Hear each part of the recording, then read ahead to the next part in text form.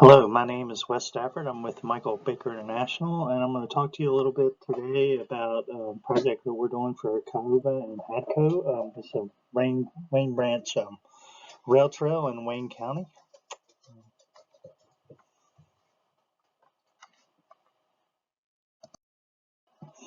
Just to take you through our agenda today, this is what we're going to talk about. We started the project with a track review, and this project actually, I'll show you the schedule in a second, but it goes back all the way to January when we started. We started with a track review, and then we've recently completed some trailhead layouts and composition plans. We have identified some different ways to address the crossings in the area through the corridor, and then we're going to take you through kind of the next steps and what we've done to move towards the end and finalize this study. Here's just a quick glance at our schedule. As I mentioned a second ago, we started back in January and we expect to be done by November. We have been having monthly stakeholder meetings throughout the project, and we expect to have a public meeting November 7th, actually. We're still working on getting the venue finalized, so there'll be more information forthcoming on that. Just to take you through our coordination and where we started, we did talk to the NS initially and talk to them about rail banking opportunities. They, at this point, do not really want to go that step. There has been some changes within NS's organization. Maybe it'd be time to circle the wagons once we're near the end of the study and see if their positions change. But we're hoping that eventually that they may want to rail bank this corridor. We did also talk to some state agencies about the project. We met back in March with the West Virginia Division of Multimodal Transportation and talked to them about rail trail projects, and this one in particular. We also met with the Department of Tourism and with the West Virginia Division of Resources back in April and early May. Part of our project was to go out in the field and inventory what was actually out there. We have completed that. Our team made several field visits out there, actually 4, as you can see. We were able to obtain VAL maps, not through NS, but actually through West Virginia DOT. They had copies of most of them laying around. There was only a few that we didn't have. We located and reviewed bridges and at-grade crossings and took photographs where we could. There were some parts of the corridor that were just hard to reach. They're pretty remote. We did go out there and identify travel locations and proposed amenities for each. I'm going to take you through those in just a second. And then we did develop a database that highlighted information like crossing classification, whether it's mid-block, residential, etc., public or private, what kind of site distance did that crossing have, what was the ADT, average daily traffic that used it, and then what kind of traffic control measures are currently in place at the crossings. We did catalog and take pictures of crossings while we're out in the field. This is just an example of a few of those. Part of what we did to determine where to put these trailhead locations were divided the trail into 5 segments, each with independent utilities. So eventually you could build each of these segments alone and use it as part of the corridor, and then do other segments as you move on. You're going to see here in a second, you'll see our footprint for the trailheads, and we did develop a cost estimate for those as well. Some of the other steps we did crossing reviews, which basically looked at like the ADT, speed, what kind of crossing type is it classified, then what kind of site difference were in there. We looked at the alignment review, which I kind of mentioned, divided it into 5 segments. We have developed, we're maybe more than 70% complete. It's probably about 100% complete for the cost estimate at this point. We are starting on the benefits cost estimate, and public engagement has been ongoing with the steering committee primarily, but we do have a public meeting coming up, as I mentioned, in November, and we're about to wrap up putting together the report as well. Just to talk to you about the trailhead locations now, as I mentioned, there are 6 locations and they're identified, and I'm going to take you through them now. The first trailhead would be at the start of the project, which is actually in the community of Cerrito there. And some of you may know where the Paul T. Billups Memorial Park is in Cerrito.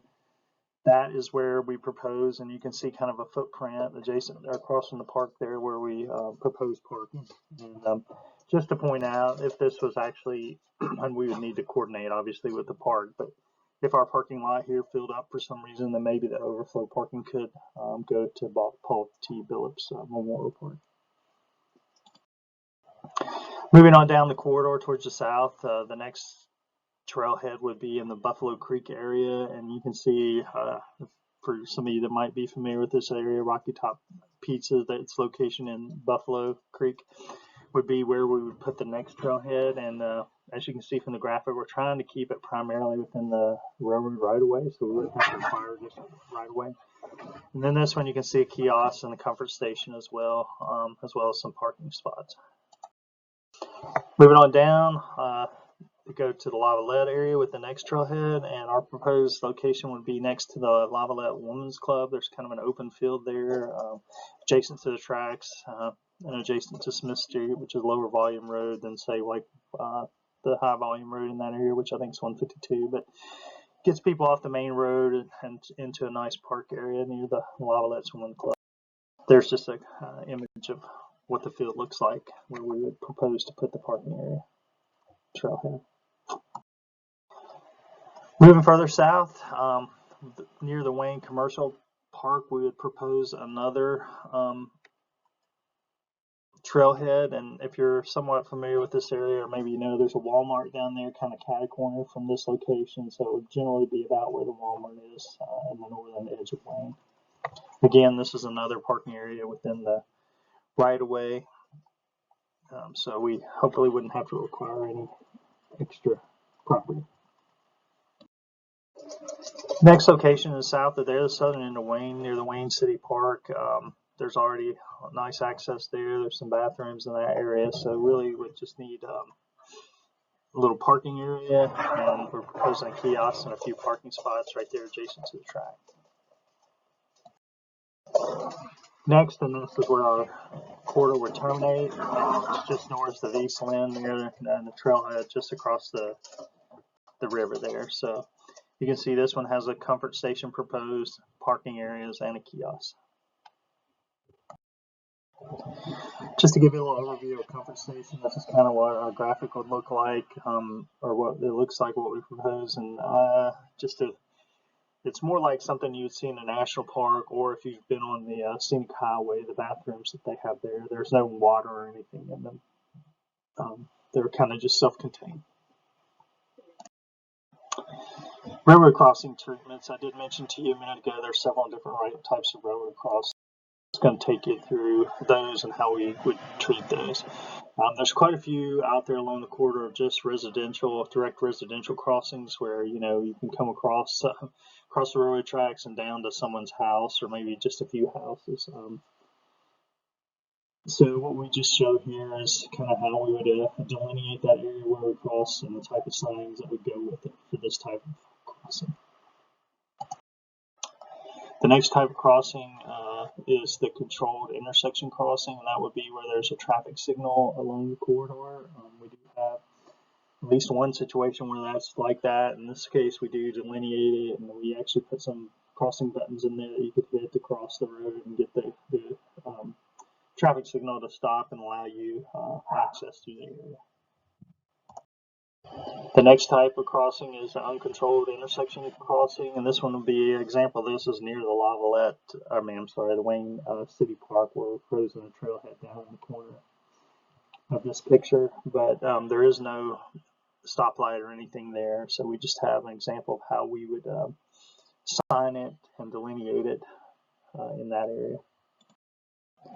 The next one is a mid-block crossing, and we have a few of those in some smaller communities along there, and I'll just kind of show you again how the crossing would be set up and where the sign would be. As part of the study, we were tasked at kind of giving a cursory review of some other options out there. A tourist train option, some of the things associated with it would require a private operator. You could use existing rail out there, which would be an asset. And we would have to take consideration of view sheds and aesthetics for passengers. So are there things out there that people would want to ride the rail line to see in that area? And then also something that's I think going on in some state parks in the state right now is the rail bank option. You, again, in this scenario, just like the tourist train, would need to procure a private operator, but you could use the existing rail, and you could potentially use all the shorter segments of the rail corridor if you wanted to break this into different project lengths. There would have to be some provisions for turning around the cars at each end, and people managing different segments of the corridor with the rail bike option. What are our next steps? How are we going to close this off? We'll develop the cost estimates. As I mentioned a minute ago, we actually have those pretty much close to finished.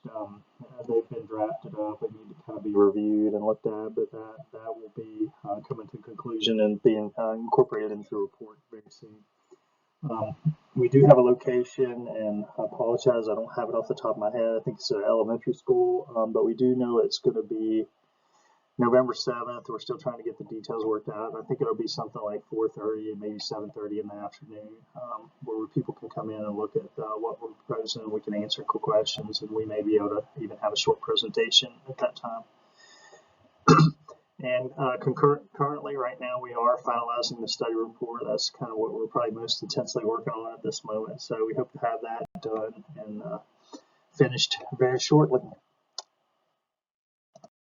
That kind of concludes my presentation. I do invite you that, I know this is kind of virtual and you can't really directly comment to me, but I do invite you, if you have any questions or comments related to this presentation, please feel free. You can either call me at the number shown on the screen, or you can email me if you have something you want to tell me, and I would be glad to hear it and incorporate it into the study any way we might need to.